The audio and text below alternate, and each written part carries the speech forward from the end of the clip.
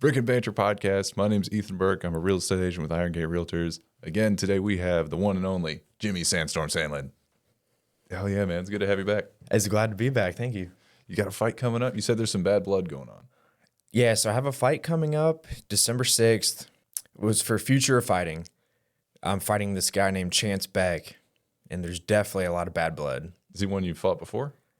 No, I haven't fought him before.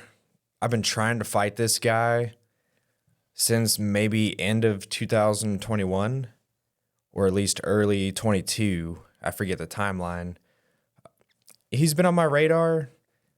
They've been trying to hype this guy up like he's something special, and I don't think so. I think he's a phony. They try to hook him up. They try to fast track this dude to the UFC, but he took some losses here and there. So, I mean, he's got a good record now. He's currently on a win streak. He's a champ for a pretty good promotion. Man, everything in between though, from then to now, man, there's a lot of beef. There's a lot of bad blood. And I can't wait to get my hands on this guy. Was that just when it come from like just talking online, or like how did it start?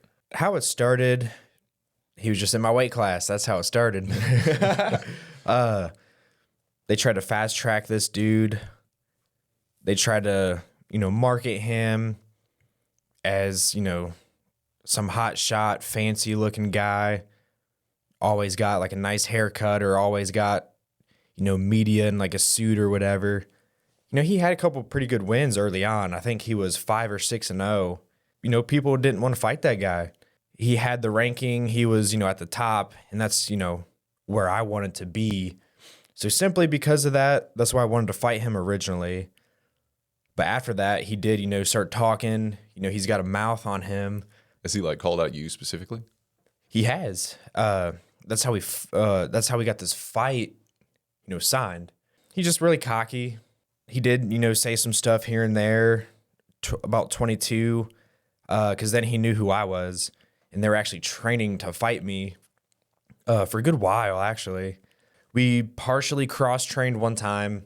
That's how I knew about that. Like, he was telling me that he was training for me, for a future fight.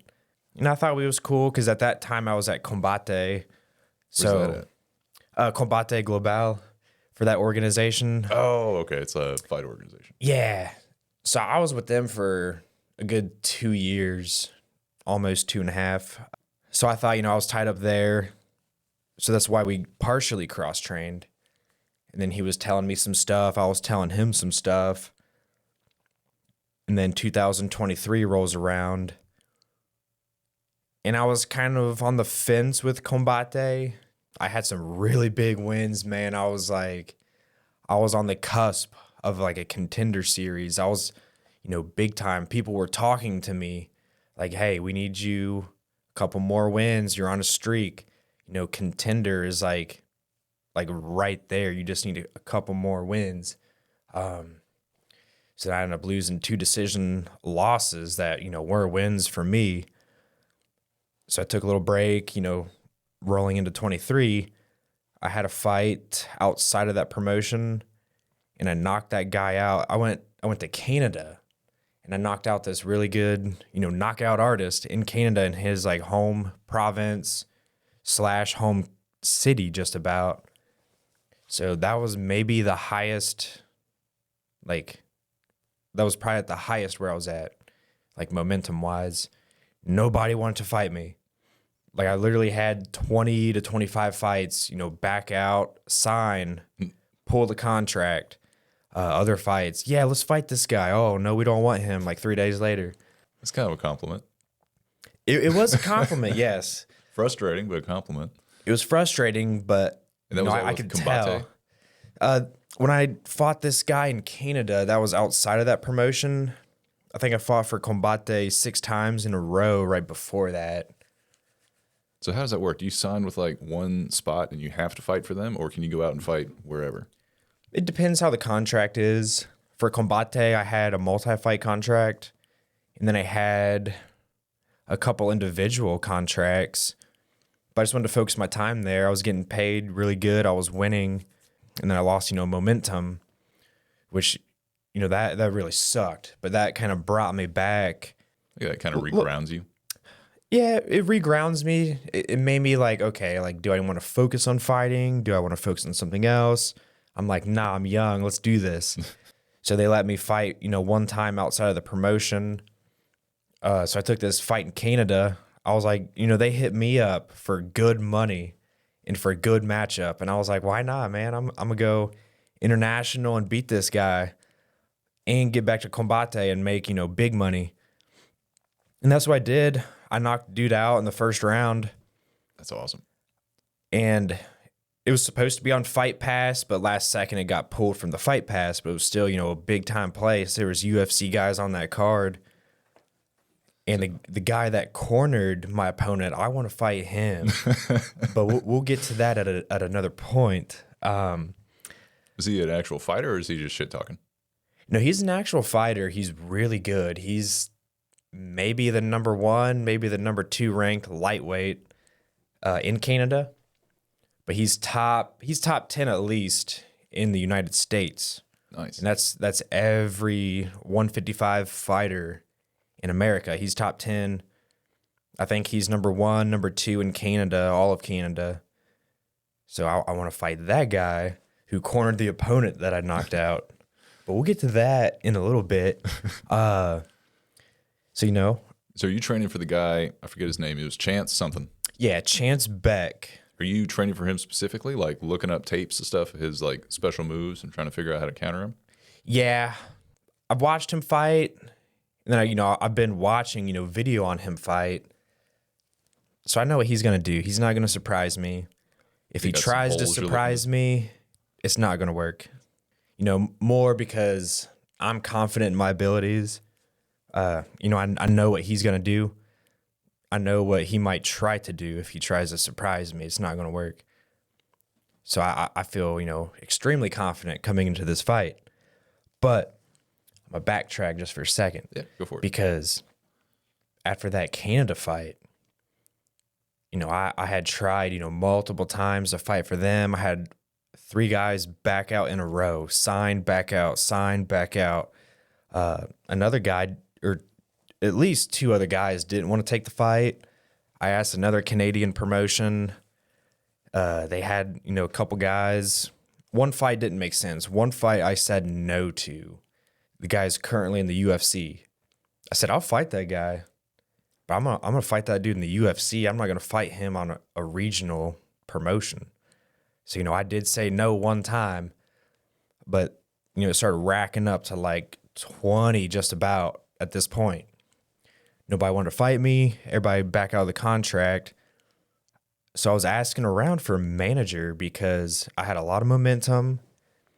I thought, the manager would hook me up, give me some really good matchups, build my win streak, get me to the contender series, like I had been, told and advised.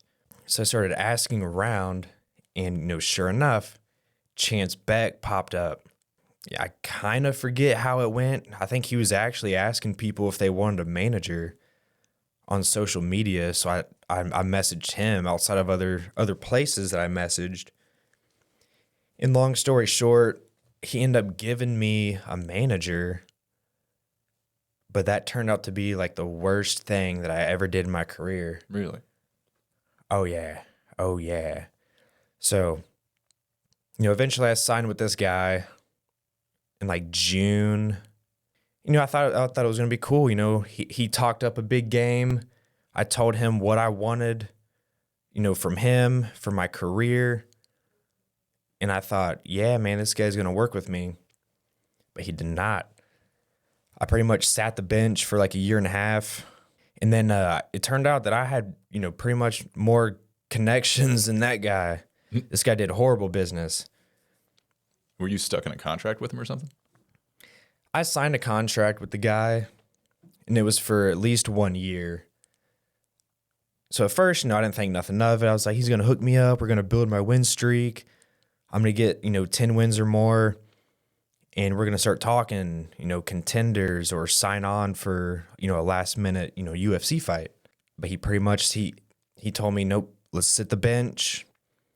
Let's wait until I find something for you. I was like, cool. I'm patient. Some months go by, nothing happened. I actually got hit up by Combate. I was supposed to have this fight in the summertime. So, close to when I signed with this dude, I was supposed to fight this guy. That guy backed out. I think I let my manager know about it because they were in some talks and the guy backed out.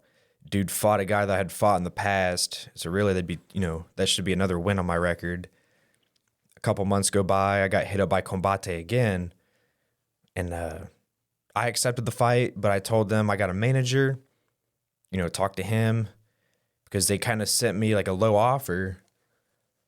But I still would have took it because that's good money. But my manager ended up saying, no, we don't want that. You're screwing him around. Whatever the deal was. I told my manager, I said, hey, no, I don't think it's a good idea. Like, that's still a lot of money. Like, because he had already offered me like maybe one or two for way less. So I said, this ain't a good idea. Like, I should take this fight. Nah, listen to me. I know what I'm doing, blah, blah, blah. So I'm like, cool.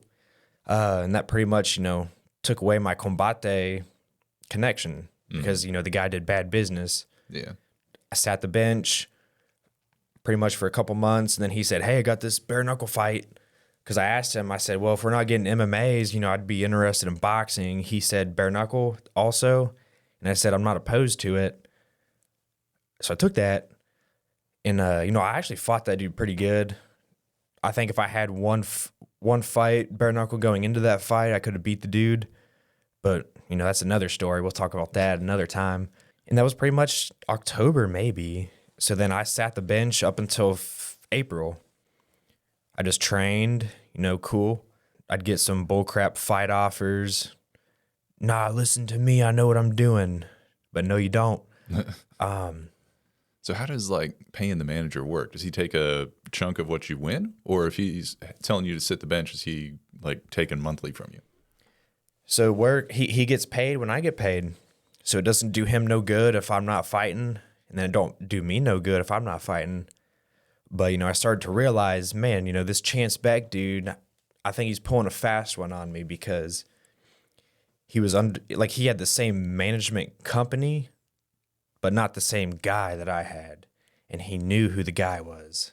So I know he set me up and gave me this dude specifically to try to, destroy my career, whether, taking bad losses or just not fighting at all, which both ended up being the case. So you're done with that guy now? Currently, yes. So I had that bare knuckle fight in October. I actually got a fight offer that I said, I'm taking this fight no matter what you say, because they hit me up. I fought Kama Worthy, who was an ex-UFC star.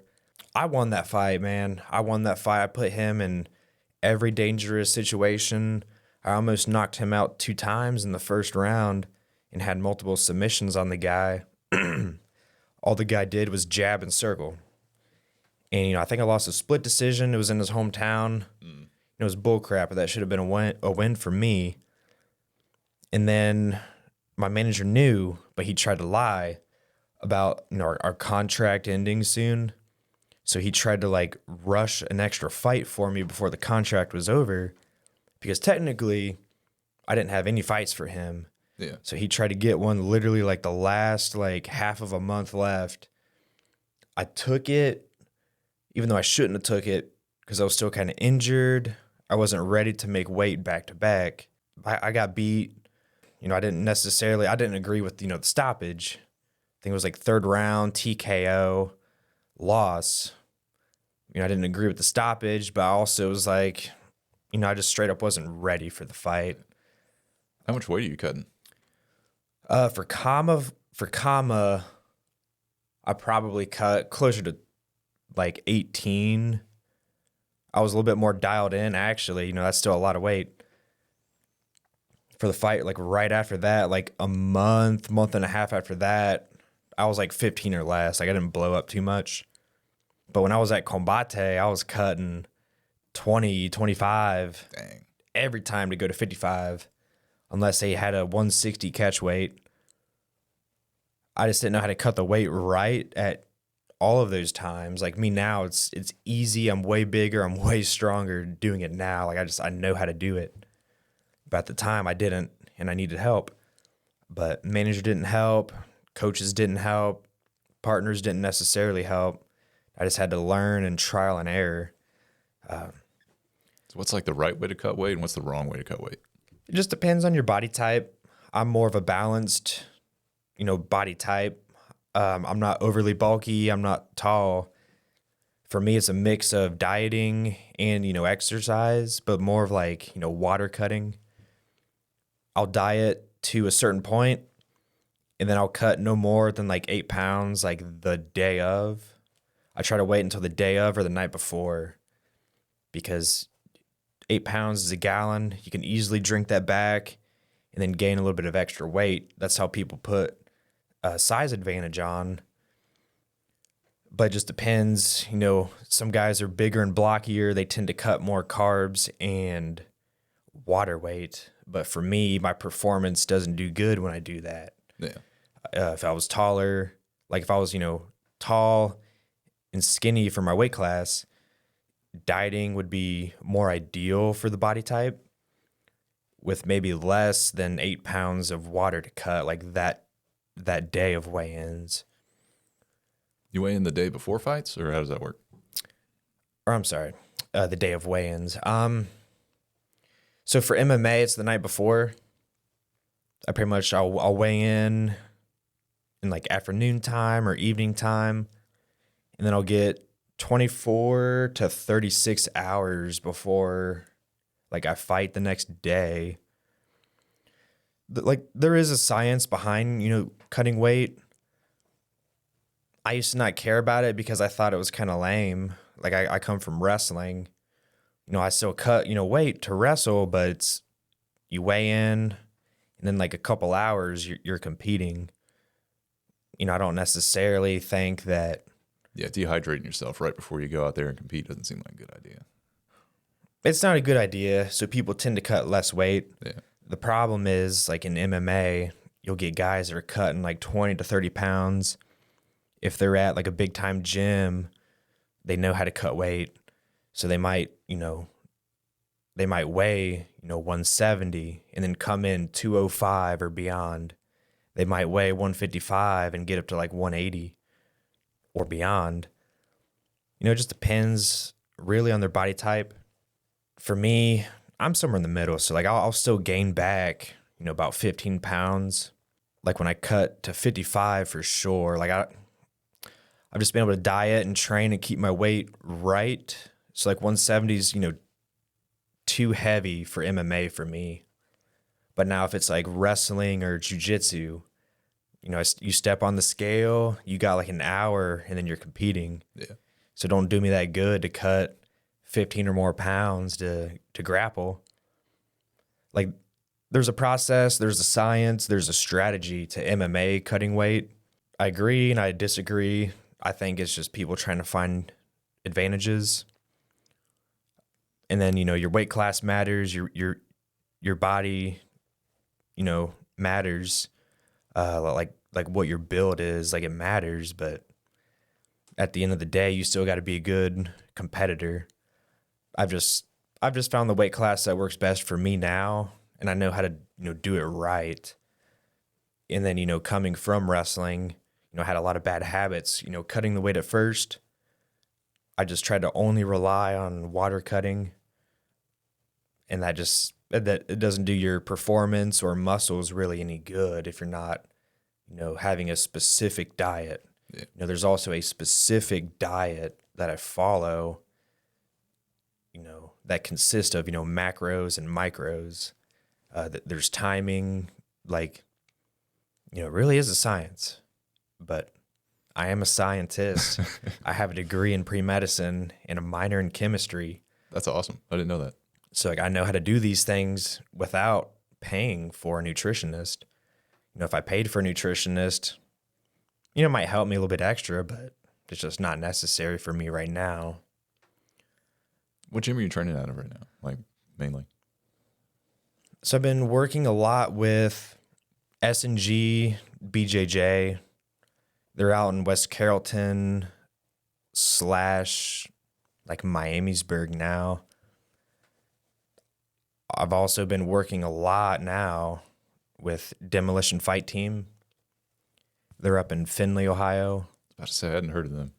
Findlay's a ways, isn't it? It's a ways, but it's worth it. Like the MMA training that I'm doing up there, total game changer. Coaching, partners, everything, total game changer. So, it made a massive difference in my last fight. I knocked that guy out round 1. Nice. His brother was in the UFC, so that was a good win. And actually, I did just have a fight like a few days ago. A few days ago? A few days ago. I also knocked that dude out in round 1, I too. was about to say, your face looks fine, so I assume you won. I did. Now, he kicked my legs quite a bit, but I caught him with a punch, and then that was it. Was that with Future of Fighting, or was that with somebody else? It was with a different promotion. Really good opportunity came up. Fighter dropped out, so I filled in. It went great. It went really good. So feel free not to answer this if it's a weird question, but I was just curious, what does the money look like when you start winning fights? Like, how does that work? So for each fight for MMA, Yeah. you show up / weigh in, and you get, whatever amount that they offer. And then if you win the next day, it's double, like, what you weighed in for. So let's just say, like, they offered me 5 and 5. I'll weigh in, make $500, and then the next day I fight, say I win, that's another $500, so $1,000 total. Okay. Some places offer more, some places offer less. It just kind of depends. What's been like the biggest win so far, monetarily? In 2 fights for Combate, I made $10K winning both times. Nice. Now those were great paydays. How much are you paying in taxes on that? It's in Florida, so don't owe state taxes. The federal, I don't know where it breaks down to. I'd have to, go back and look, but it really wasn't that much. I made a lot. I made a lot because my fights were in Florida. Now they opened up California and Mexico.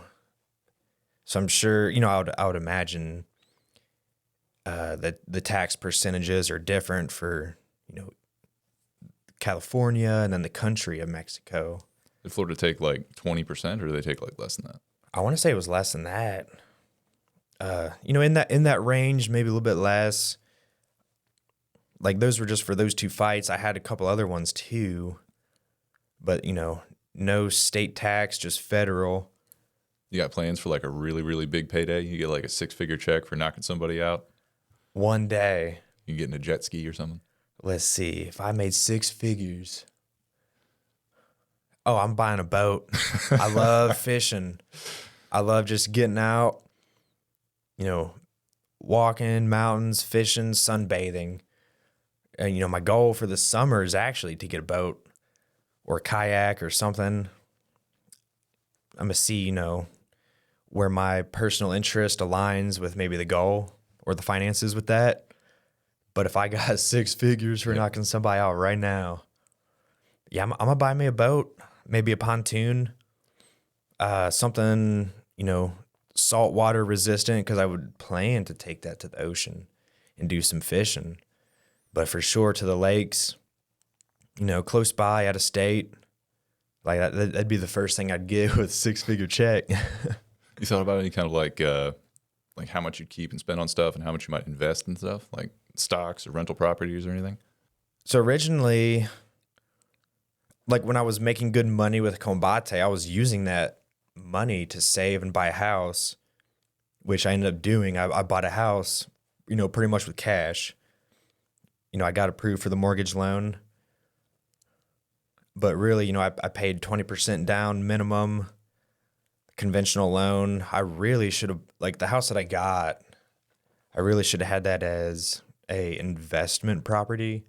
I listed it as primary residence, not knowing, the ins and outs. It was my first time. I spent, the extra money that I had, for remodeling. And then eventually I sold my house, made everything back plus profit, luckily. Nice. I could have made more. I did. I spent more in remodeling than I should have. That adds up quick. It adds up quick. I also, didn't go to necessarily the right people. Could have had, better quality of work for cheaper, or I could have had, average for cheaper. Like, it ended up working out, but like if I did this a second time, like I would do some different things. And then some things like I could do myself, like some interior work and like remodeling work. But, eventually, like I had used that money. I bought my house cash, invested for remodeling, sold, and then made a profit. Nothing huge. Still, profit's a profit. That's right. I used that profit. I paid off some debts that I had. I don't own any, student loans anymore. Nice.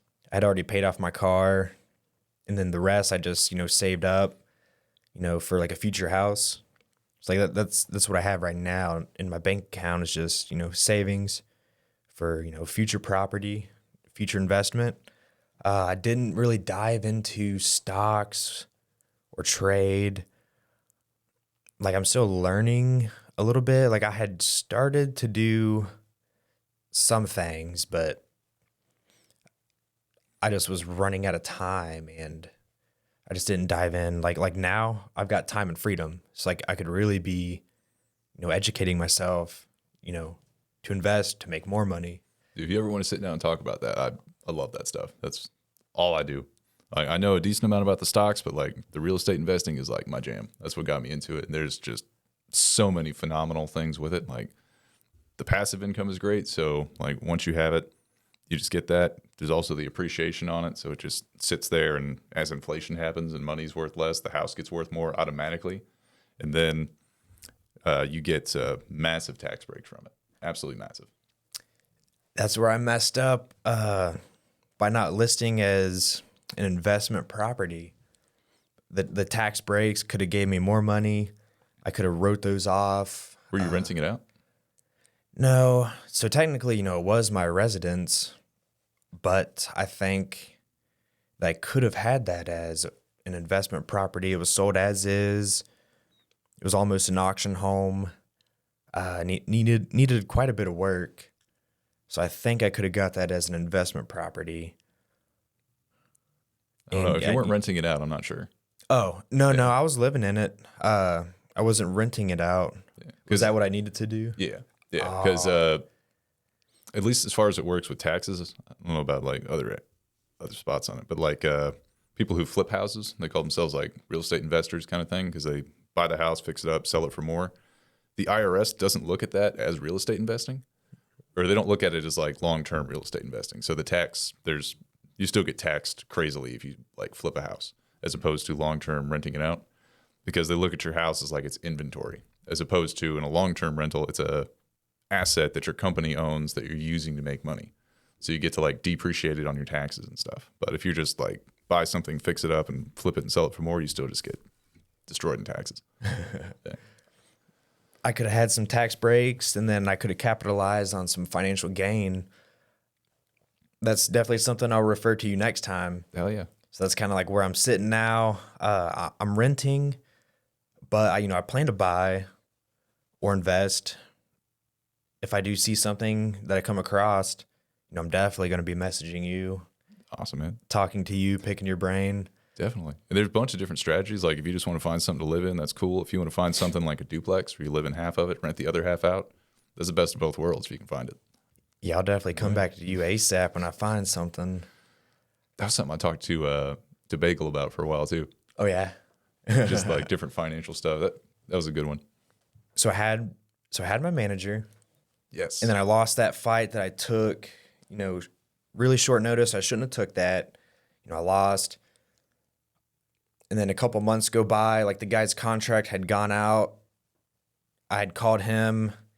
He had actually slightly had messaged me and then called me and said something first. And I told him, well, actually he didn't believe me that the contract he gave me was for what it said. So I showed it to him, and I was like, if you don't even know your own legal documents and your terms with your fighters, like, you're already doing bad business. You ain't worth my time. That's wild. So oh yeah, it was bad. So I fired that guy, and then he tried to get me back. Just ghosted him. Didn't say nothing. Just tried to pick back up. My career. It was about a month and a half wasted. So then I tried to pick my career up. My weight was bad. Up, down, win, loss, win, loss. So I just redialed in this year. In the summertime, pretty much into summer, I was like, nope, like we're going back to 155. I'm locked in. I'm training with new people, great coaches, great partners. We're doing MMA. Like I'm learning so much. Like I'm all the way locked in right now, way more disciplined than I've ever been.